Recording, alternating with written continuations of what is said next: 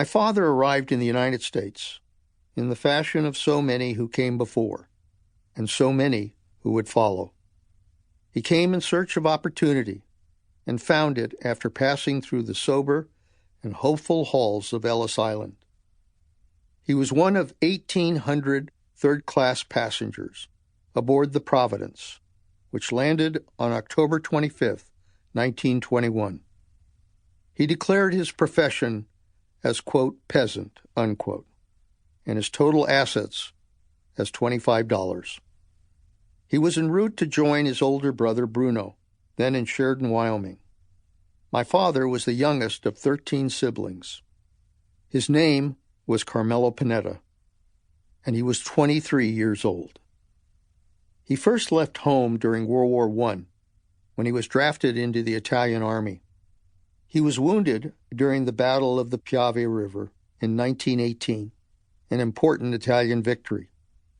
He rarely talked about that experience, for my father was a quiet man, resolute and hard-working, devoted to values that some might find quaint: family, duty, faith.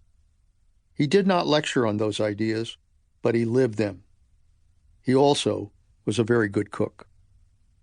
After working briefly in New York and Wyoming, he joined the sibling to whom he was closest, his rambunctious brother Tony, in California, and found a job as a cook. Like so many immigrants before and since, he took jobs wherever he could. He worked in Huntington Beach, south of Los Angeles, and Marin County, north of San Francisco, making a decent living but finding himself lonely in his adopted country. He was past his 30th birthday, and his vision of himself as a husband and father was missing a few pieces. Though my father had been in the United States for nearly a decade by then, his search for a bride turned him toward home. He knew where to look for a nice Italian girl. In 1932, he sailed for Italy. He found my mother in church. Family lore is a little murky on the details, but clear on the basics. Having returned to Calabria at the toe of the boot of Italy, my father ventured down the mountains from his native Geraci to the slightly more prosperous coastal village of Siderno. There he stood at the back of the church one Sunday and spotted a tall, dark-haired, attractive young woman.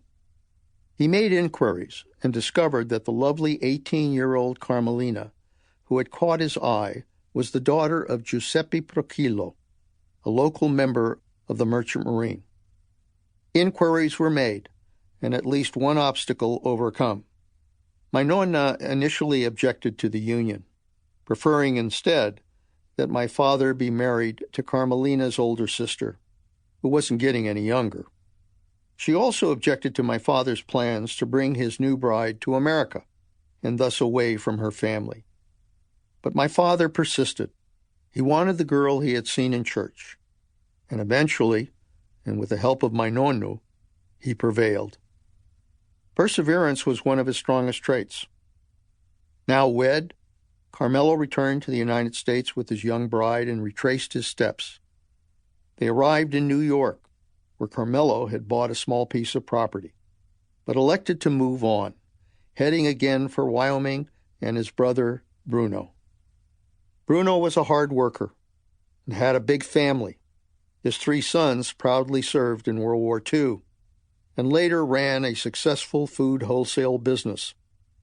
It was there in Sheridan in 1933 that my mother gave birth to my brother Joe. But both the harsh winters and the tough economic times were hard on my parents. They did not stay long. Seeking better weather and opportunity, they pushed forward to California, where they rejoined Tony. This time, the young couple, with their infant son, eventually landed in Monterey.